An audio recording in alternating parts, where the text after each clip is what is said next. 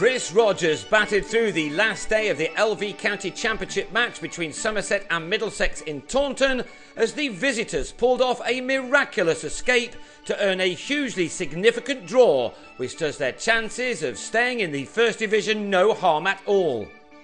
They started the last day badly though, Darvin Milan edging his first delivery of the morning to Marcus Truskothic to go for his overnight 34.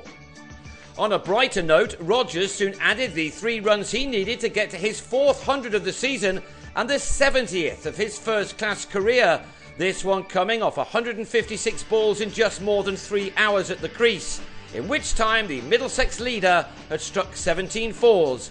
Not many of those many tons would have been so important. That's because at 61 for 7 in their first innings, replying to Somerset's 523 for 9 declared, Middlesex looked certain to lose this game and take away only 1 point, which would have meant a nerve-shredding last game at Lancashire next week. Thanks to the likes of Owen Morgan and Toby Rowland-Jones on the previous morning and now Rogers, that 1 point was to turn into 7 from this game, a much better return and one which gives them all the aces as they head to Manchester. Milan was out at 140 for 2, but another wicket was not forthcoming for a very long time. By lunch, Rogers, who'd started this day on 97, was raising his bat again for getting to 150, an innings now using up 253 deliveries, from which 21 fours have been struck.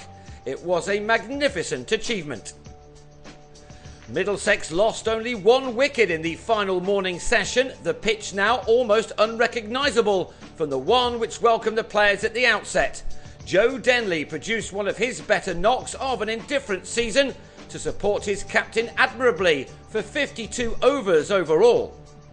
The second new ball was Somerset's chance to get amongst the wickets. It was taken with Middlesex still trailing by 70 runs after following on, but Alphonso Thomas had no luck with it. Denley played and missed 3 times in that single over, but also produced some fine shots in a knock which was helping his side out enormously.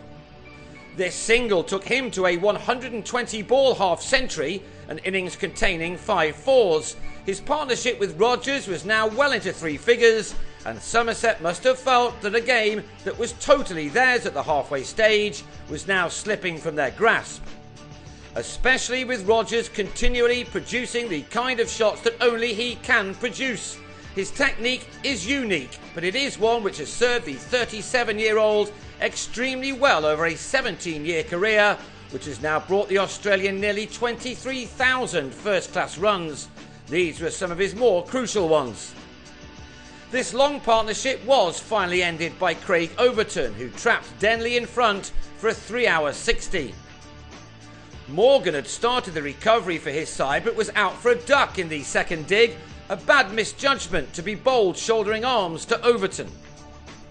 Overton was suddenly delivering a very good spell, and he was then unlucky not to see the back of Rogers, this 4 at last balancing the scores on the board.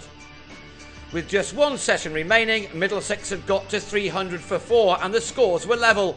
All that was left was for Rogers to complete his second double 100 of the summer and the 11th of his career, which he did with his 29th 4 off his 381st delivery, made in 7.5 hours.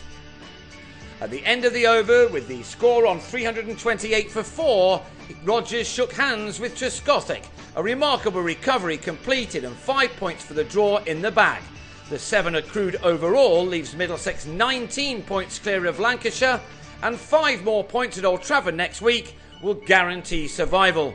Somerset took 11 points for their efforts, which means that a top 3 finish for them is now out of reach, ahead of their trip to the champions Yorkshire next week.